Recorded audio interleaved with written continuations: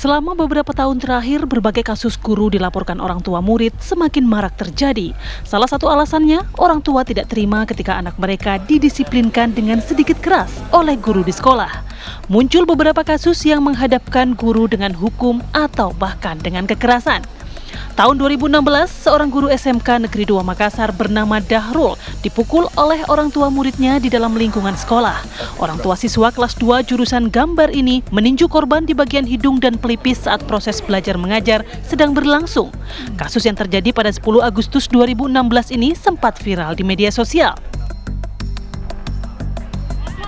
Oktober 2022, media sosial kembali dihebohkan dengan kasus seorang guru pendidikan agama Islam di SMK Negeri 1 Taliwang, Sumbawa Barat, NTB, dilaporkan ke polisi karena memukul siswanya yang tak mau sholat. Orang tua siswa itu bahkan menuntut sang guru, Akbar Sarosa, membayar 50 juta rupiah atas pemukulan itu. Agustus 2023, nasib pilu dialami seorang guru di Padang Ulak Tanding, Kabupaten Rejang Lebong, Bengkulu. Guru SMA bernama Zaharman harus menerima kenyataan mata kanannya buta permanen usai diketapel orang tua siswa pada 1 Agustus 2023. Kejadian bermula saat Zaharman menegur seorang siswanya berinisial PDM yang ketahuan merokok di lingkungan sekolah saat jam pelajaran. Usai ditegur oleh Zaharman, PDM lalu pulang ke rumah dan melaporkannya kepada orang tuanya. Dan kasus terbaru yang mencuri perhatian publik, seorang guru honorer di SD Negeri Baito, Konawe Selatan bernama Supriani ditetapkan sebagai tersangka usai dituduh menganiaya siswanya yang merupakan anak anggota kepolisian. Korban disebut mengalami luka lebam. Hingga kini, Supriani masih menjalani proses hukum. Rentetan kasus ini membuat guru tidak berani menegur siswanya lantaran takut berujung pelaporan atau bahkan penganiayaan. Lantas, apa langkah pemangku kebijakan dalam hal ini Menteri Pendidikan menghadapi fenomena ini? Tim TV One mengabarkan.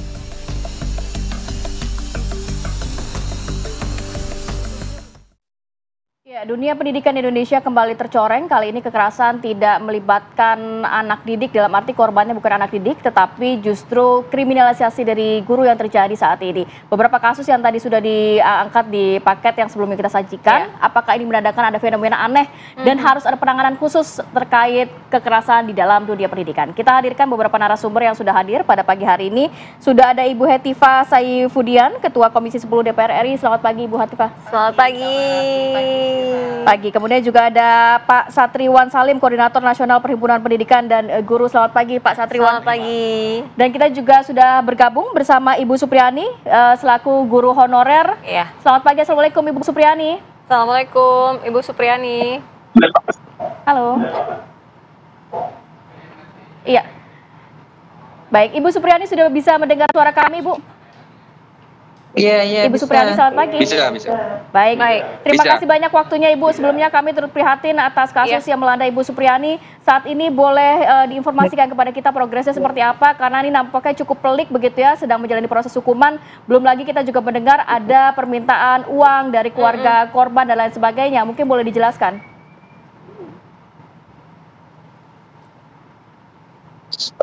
Iya, itu prosesnya sekarang kita masih menjalani proses persidangan Ibu Supriani.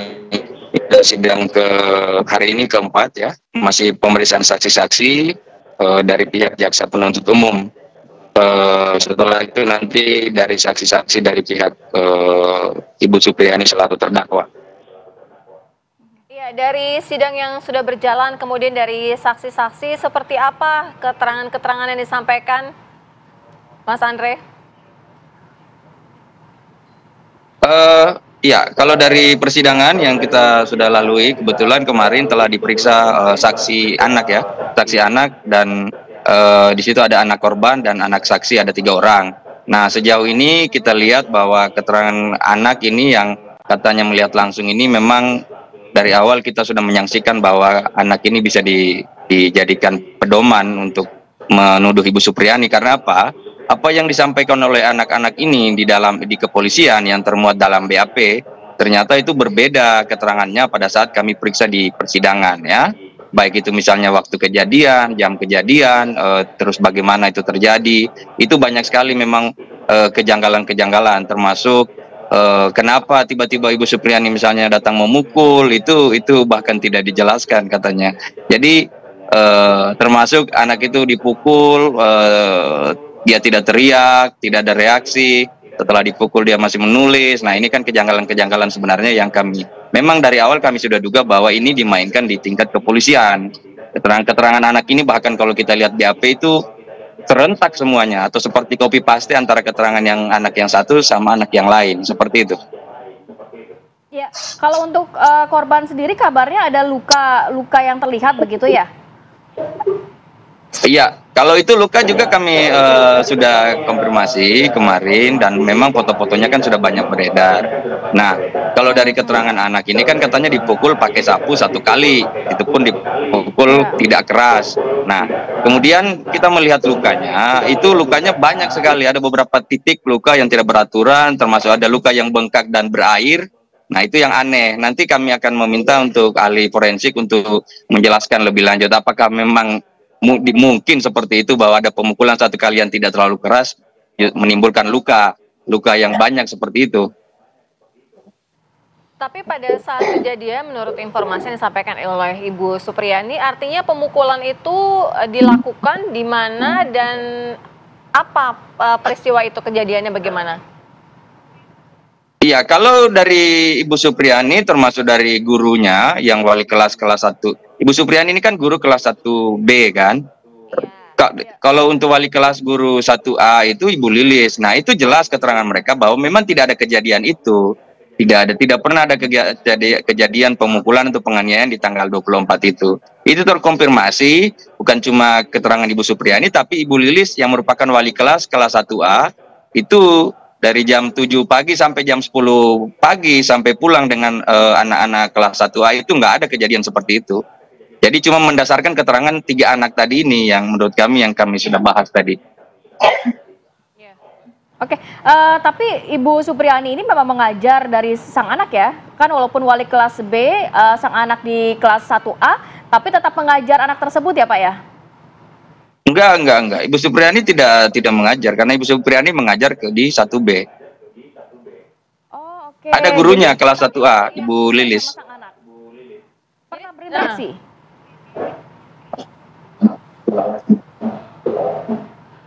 Mas Andre, boleh tidak diberikan kesempatan untuk Bu Supriyani menjelaskan bahwa Bu Supriyani ada tidak interaksi dengan korban ataupun anak-anak yang memberikan kesaksian dari BAP ini, yang 3 murid ini, Bu Supriyani? Iya. Masalah anak itu yang cerita 3 orang itu.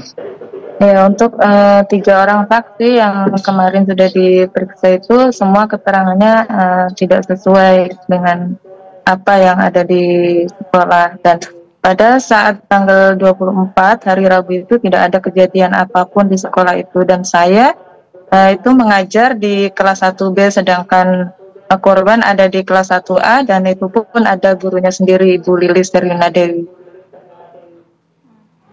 Baik, tapi sebelumnya memang pernah ada interaksi antara Ibu Supriyani dengan korban tersebut, Bu, dan 3 orang saksi lainnya? Tidak pernah, Bu. Oh, tidak pernah. Kalau yang kita dengar juga sebelum ini lanjut kepada proses hukum sempat ada mediasi. Kemudian tak lama setelah mediasi tersebut ya Bu ya, kabarnya justru malah lanjut ke proses hukum ya Bu ya. Mediasinya seperti apa? Apakah waktu itu gagal untuk mediasi atau seperti apa? Iya. Kita sempat datang di rumah orang tua korban itu meminta maaf ya, itu pun kita dipaksa oleh penyidik Pak Jeffrey untuk datang di rumahnya supaya kita mengakui kesalahannya, minta maaf supaya permasalahan ini tidak berlanjut.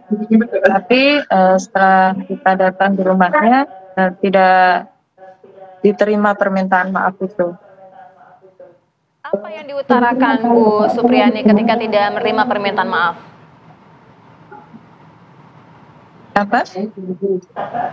Apa yang diutarakan ketika mereka tidak menerima minta maaf ataupun permohonan Ibu? Ya, orang tua korban tetap tidak terima bahwa luka itu tetap saya yang dituduh untuk memukul luka tersebut. Kalau Ibu bisa ceritakan Bu pada saat kejadian, artinya Ibu tidak menyentuh korban sama sekali pada peristiwa itu tidak ada begitu Bu? Berbeda sekali dengan apa yang disampaikan oleh BAP dan ketiga anak lainnya? Pada waktu itu hari Rabu tanggal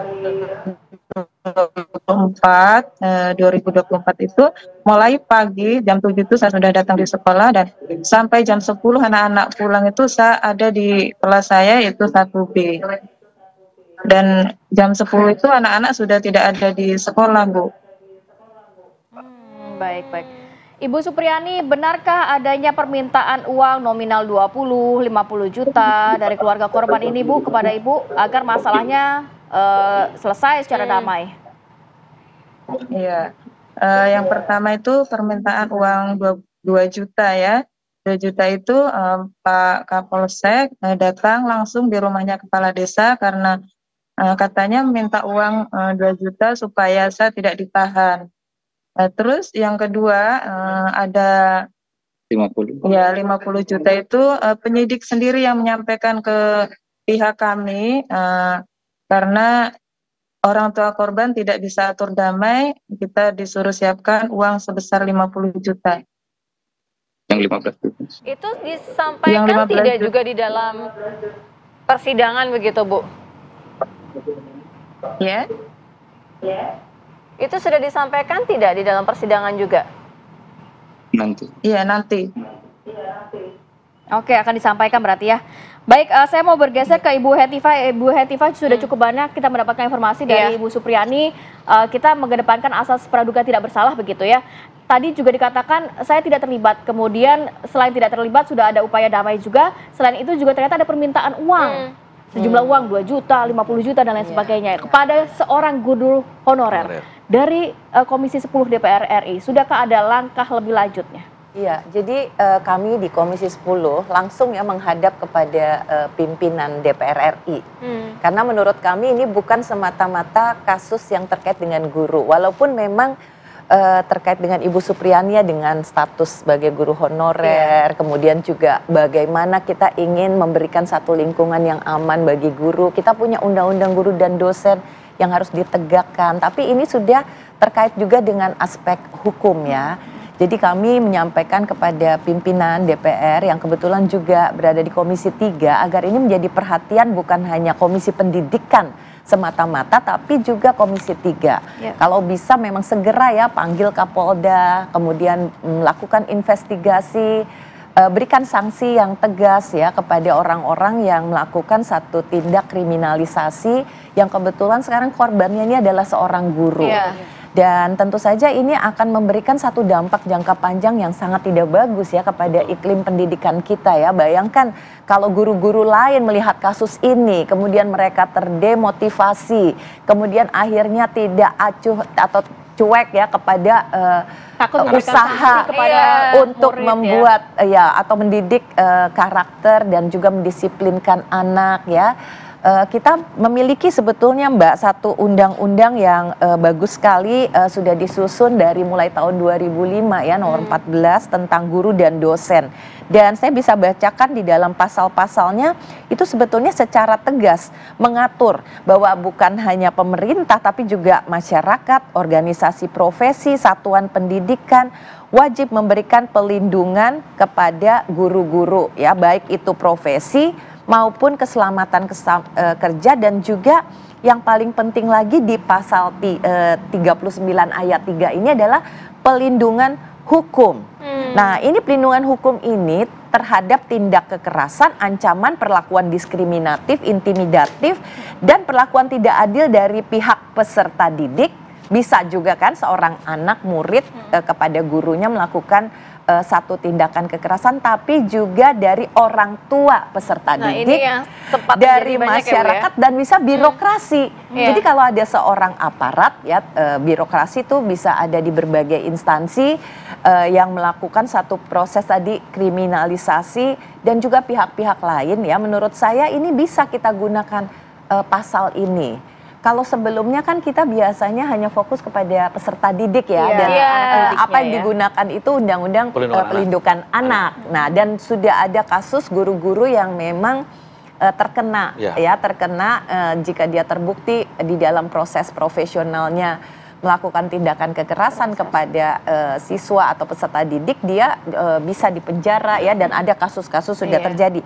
Tapi ini kan ada juga undang-undang yang melindungi sang gurunya. Iya, Nah, ini sesuai dengan sekali hukum dan apa yang terjadi menimpa dengan Ibu Supriyani ini ya. Iya, jadi saya sangat optimis sekali gitu ya dengan kasus yang diceritakan oleh Ibu Supriyani. Kita juga memiliki sebetulnya regulasi atau legislasi, bahkan ini sudah di dalam bentuk undang-undang ya, yang harusnya ini bisa digunakan untuk melindungi dan juga memastikan bahwa pelaku itu mendapatkan sanksi yang tegas, sehingga keselamatan dari guru-guru termasuk Ibu Hetifah, tapi ada tidak langkah secepatnya mungkin memanggil Ibu Supriyani untuk memperjelas bagaimana dengan duduk perkara, kemudian pendampingan secara hukum juga kan sesuai dengan hukum yang ada gitu berlaku. Iya, jadi saya juga senang dengan acara hari ini ya, mendapatkan kejelasan.